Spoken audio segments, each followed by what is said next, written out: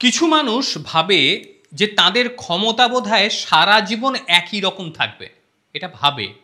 তারপরেই তারা আগ বাড়িয়ে বিভিন্ন জায়গায় দাদাগিরি মারতে চায়।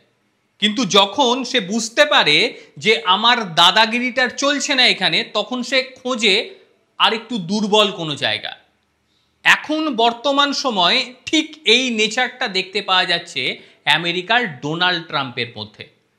ডোনাল্ড ট্রাম্প প্রথমে যেটা করলো, ব্রিক্সের যে সমস্ত দেশগুলি ছিল তাদের উপর 10% লাগিয়ে দিল, এটা তারা করেছে।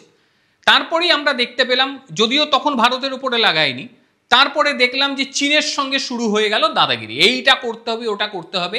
চীন তো মুখের ওপর রীতিমতো জবাব দিয়েছে, ভাই তুই যা করবি আমিও তাই করব, আমিও তত % ট্যারিফ লাগাবো।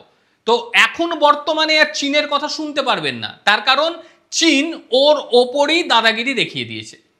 তারপর রিসেন্ট সময় আপনারা দেখবেন যে ভারতের ওপরে দাদাগিরি শুরু করেছিল, যে এইটা করতে হবে ওইটা করতে হবে, আমিই হচ্ছে পৃথিবীর সেরা, এই সমস্ত গিরি করার চেষ্টা করছিল।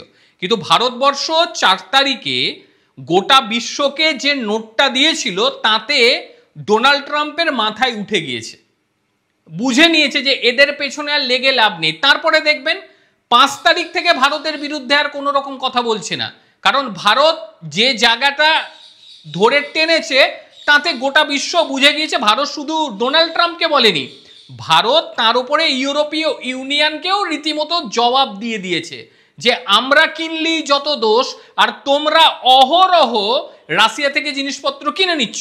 ভারতের বিরুদ্ধে অভিযোগ ছিল যে ভারত রাশিয়া থেকে তেল কিনছে, আর ভারত পাল্টা তাদেরকে দেখিয়ে দিয়েছে শুধু আমরা কিনছি না, তোমরাও রাশিয়ার সঙ্গে ক্রমাগত হারে বাণিজ্য করে যাচ্ছ, অর্থাৎ এই দোগলাপান আমাদের সঙ্গে করো না। ভারত 4 তারিখে জবাব দেওয়ার পরে আজকে আর ডোনাল্ড ট্রাম্পের মুখে কিছু শুনবেন না। আর এখন সে আরো একটা দেশকে ধরেছে। কাকে ধরেছে? ধরেছে ব্রাজিলকে। ব্রাজিলের ওপরে অতিরিক্ত 40% শুল্ক আরোপ করে দিয়ে বসে আছে। মানে বর্তমান সময় আগে ছিল 10%, তারপরে হলো 40%, মানে মোট 50% শুল্ক আরোপ করে দিয়েছে এই ট্রাম্প। ব্রাজিল কিন্তু ব্রিক্সের অংশ। আর এই 50% শুল্ক আরোপ করার পরে ট্রাম্প আবার বলছে যে আমাকে ফোন করতেই পারে ব্রাজিলের প্রেসিডেন্ট। ব্রাজিলের প্রেসিডেন্ট তিনি হচ্ছে Luiz Inacio Lula da Silva. তিনি বলেছেন যে আমাকে ফোন করতেই পারে। এই কথা শোনার পর লুনা দা সিলভা সঙ্গে সঙ্গে বলে দিয়েছে আমার কোনো রকম ইচ্ছে নেই আমেরিকার সঙ্গে কথা বলার। ভাবুন, ব্রাজিলের প্রেসিডেন্ট সে বলছে ডোনাল্ড ট্রাম্পের সঙ্গে কথা বলার কোনো রকম ইচ্ছে তার নেই। তিনি বলেছেন যেদিন আমাদের ওপরে এই শুল্ক লাগিয়েছে সেই দিনই দ্বিপাক্ষিক সম্পর্কের ইতিহাস সবচেয়ে দুঃখজনক অধ্যায় রচনা করে দিয়েছে।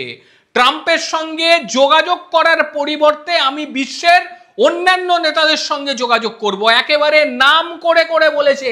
তিনি বলেছে আমার ইচ্ছা হলে আমি শি জিনপিংকে ফোন করব, আমার ইচ্ছা হলে আমি ভারতের প্রধানমন্ত্রী নরেন্দ্র মোদীকে ফোন করব।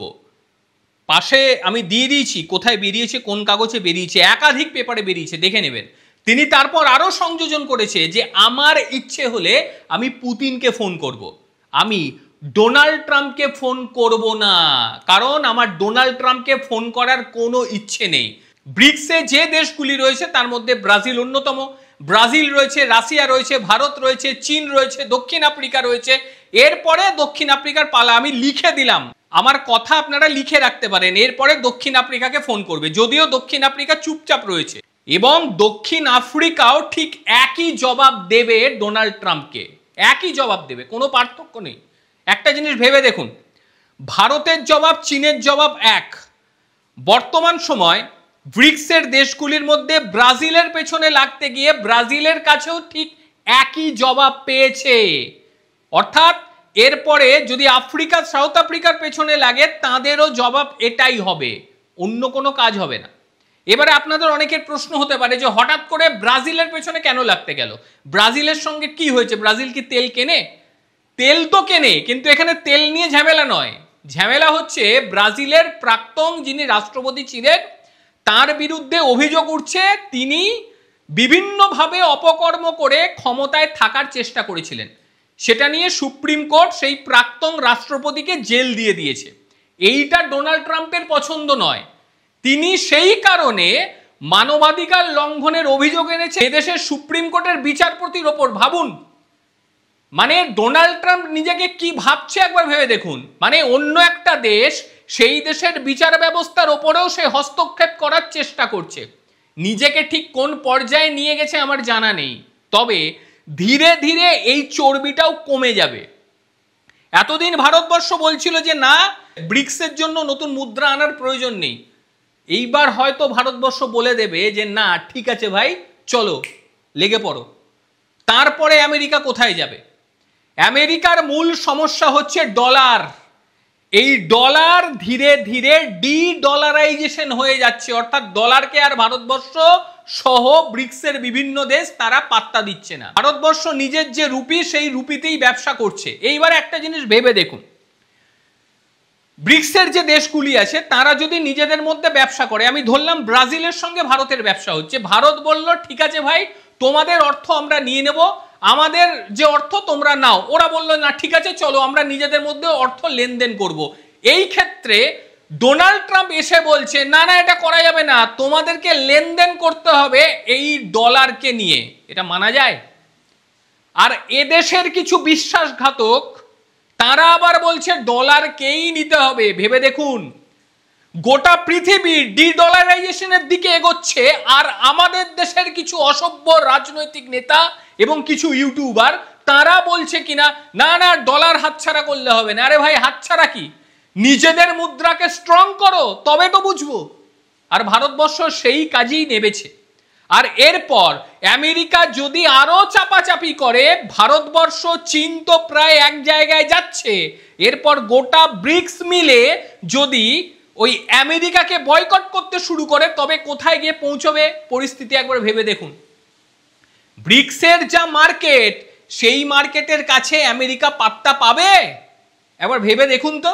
এই সামান্য আমেরিকাকে জড়িয়ে ভারতবর্ষের অর্থনীতি ফেল হয়ে যাবে, এমন কথা বলছে বিভিন্ন রাজনৈতিক দল। কিন্তু ভাবতে হবে, যখন করোনা কাল চলছিল সেই সময় বিশ্বের এই সমস্ত বড় বড় দেশের অর্থনীতি ভেঙে চুরমার হয়ে গেছিল, ভারতের ভাঙেনি। তার কারণ কি বলুন তো?